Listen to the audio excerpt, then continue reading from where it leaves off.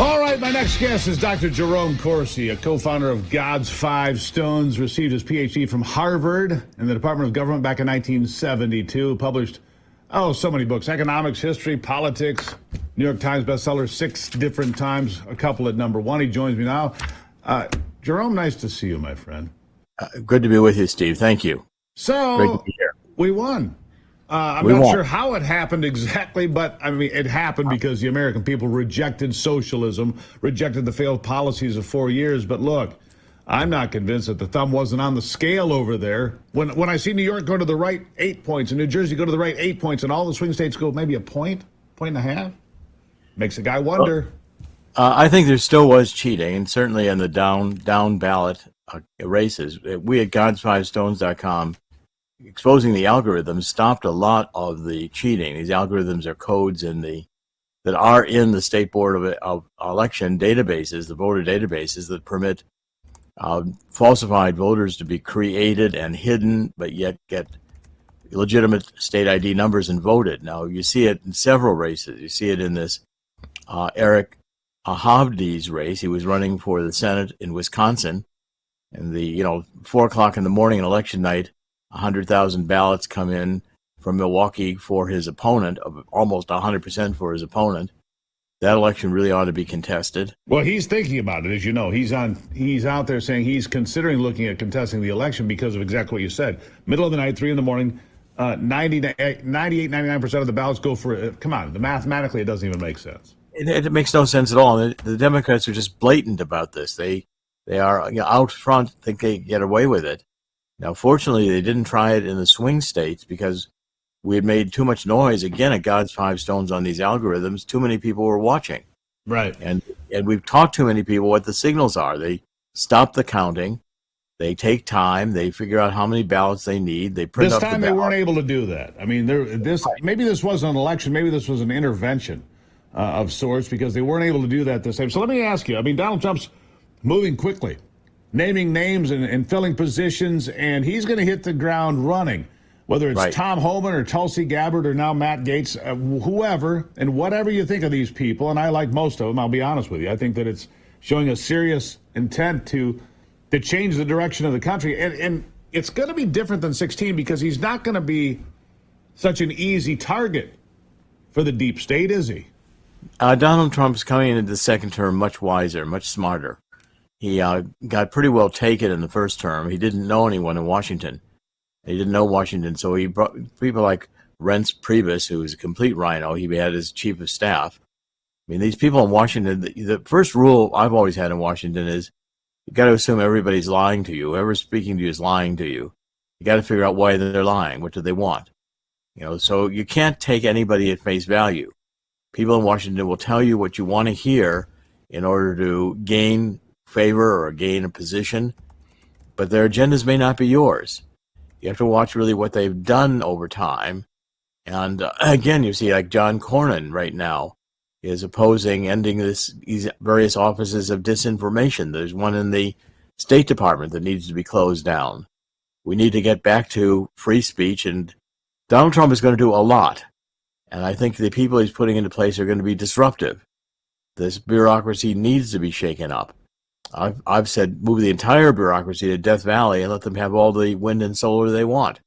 It's the only way to get rid of these people. But they're unelected, and they presume to do the rules the way they want to. You just had a story about the RVs. Yes, I did. So let me ask you this. Okay, so you've got the Department of Education. It's going away, right? Thank God. I'm glad to get rid of that one. Yeah, you've got Elon Musk and Vivek Ramaswamy that are going in with the Department of Government Efficiency, DOGE, as they call it. DOGE, they're going to bulldoze them right out of there. I mean, you can see half the government get. I mean, look, we have way too many government employees. I'm sorry if you're a government employee, but we have way too. Get in the private sector. Yeah, and also they're all in the Beltway up there in the bubble, the Georgetown bubble. They're all indoctrinated with this radical leftist wokeism. And so they want to impose that upon the rest of the country. And, I think we got to do some dramatic things. I think people should take their children out of the public schools. Public schools will collapse. They'll get rid of the teachers union. There's too many communists. The Democratic Party has become a communist party, and it's verging on becoming a treasonous party because they want to destroy election integrity. That's the whole thing with this God's 5 stones that we've done, is try to show the extent to which our elections have been corrupted by these Democrats who are intent on passing laws, passing regulations in the states that allow for every form of cheating, mail-in balloting, registering illegals, allowing criminals to vote.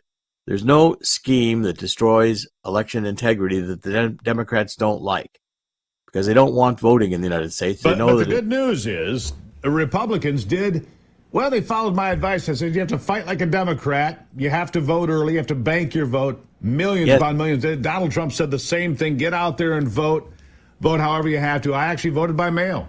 I mean, it's kind of weird, but I called my township, said, where's the ballot going to be? Here it is. Here's the box. Here's the camera that's on 24 hours a day. And I said, okay. And then I took the rest of my time, because that was the end of September. I took the rest of my time to talk to people personally on the phone, encourage people to vote. 10xvotes.com is something that was launched in Michigan and then went to Wisconsin and Pennsylvania, where you could find out if your friends or family or neighbors had voted that you think the way you do. 10xvotes.com will be everywhere in a couple of years. Boy, it scares the hell out of the liberals, because it means that Republicans are playing ball and making the grassroots vote. Well, we have to organize the same way the Democrats organize. Right. And then we have to also go after their illegal activities. This Act Blue, which puts money into, individuals that use your name and your Social Security number, whatever they can get to make these donations. You don't even know what's happening. And the Democrats are not playing, they don't care about the laws. They believe they're above the laws. They believe that they are, that's the whole communist idea, is destroy, negate, and they have no allegiance at all to the United States of America or to the Constitution. So I'm really considering, I don't know why we call them Democrats anymore. They're communists. And pretty soon we're going to have to go into these departments, even the agencies, and find people who have these government jobs, and their purpose in life is to destroy America as it is. They don't want the country. Oh, they don't like the Constitution. That's for, I mean, you heard people like Tim Walz say, well, the freedom of speech, that's not absolute. Of course it is. Right. Or we have to, you're not free to say anything. You can't say things that we disagree with. Certainly if you don't believe in gender operations on children who have not yet reached puberty, well, you're not with the program. You have to be canceled. I mean, I'm constantly get strikes on YouTube, even X. I'm constantly censored. I mean, the censorship is so huge that anyone who speaks out, and I've been doing it for years. But it is being rooted out. So I mean, we got about 20 seconds here. How important was it for Elon Musk to spend $44 billion to get his hands on Twitter X? Well, I think it was very important, because at least Twitter is a platform now that you can have some semblance of free speech. Some. Not entirely yet, but some. Yeah. Dr. Jerome Corsi, everybody. Look, you need to come back and do the podcast with me so you and I can just sit here and talk for 2 hours. That's what we need to do. That's good. I'll be happy to do that anytime you ask, Steve. Anytime. Yeah. Well, we're going to set that up, because you and I could talk for hours and have a good time doing it. Dr. Jerome Corsi, bestseller, Gods5stones.com. Look him up, Gods5stones.com. Doctor, thank you. Thank you, Steve.